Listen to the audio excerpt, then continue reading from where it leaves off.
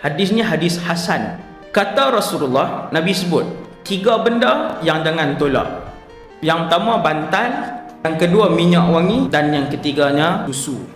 Yang pertama bantal. Saya tak tahu huraian bantal ni macam mana. Tu Ustaz, ada hadis hasan lagi. Hasan ni saya pun tak tahu apa huraian sebenar hadis ni.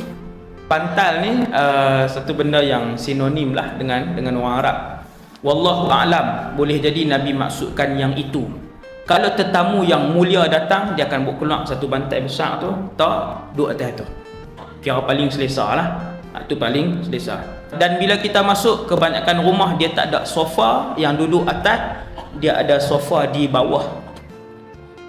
Dia ada sofa bawah tu, sofa duduk sila di bawah, dan tiap tempat duduk dia buat partition dengan bantal.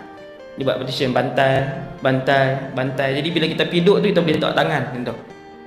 Yang keduanya minyak wangi.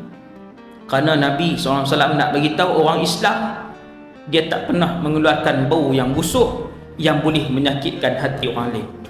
Sebab itu tiap-tiap kali semayang yang ada berjemaah, seperti solat sunat istisqa, semayang hari raya Aidil Adha, semayang Jumaat, tuan-tuan akan tengok ada hadis Nabi akan bagi tahu sunat untuk seorang itu membersihkan dirinya daripada bau-bauan sebelum pergi ke semayang sunat yang ada berjemaah.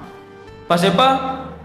Hikmah dia yang disebutkan oleh para alim ulama ialah supaya tidak menyakitkan hati muslim yang lain dengan bau-bauan yang keluar daripada tubuh badan dia. Buat tuan, Islam jaga sampai tu. Bila duduk sekali pun tubuh badan, bau tubuh badan dia tidak menyusahkan orang yang Islam yang duduk di kanan dan kiri dia. Maka dengan sebab itu Nabi ajak para sahabat untuk ajak kepada semua umat Muhammad untuk kita berwangi-wangian. Dan yang kedua, wangi-wangian ni tuan-tuan, cara yang kedua ialah selalunya orang tahulah, ialah kita tidak menggunakan wangi-wangian itu untuk kali yang kedua pada pakaian yang sama. Sekali dia berkeluar bau lain. Contoh baju kita, pukul 8 pagi tu kita sembuang ada minyak wangi.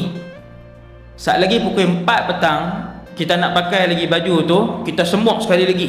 Dia tak wangi lah tuan. Dia bau tengik pelik tu.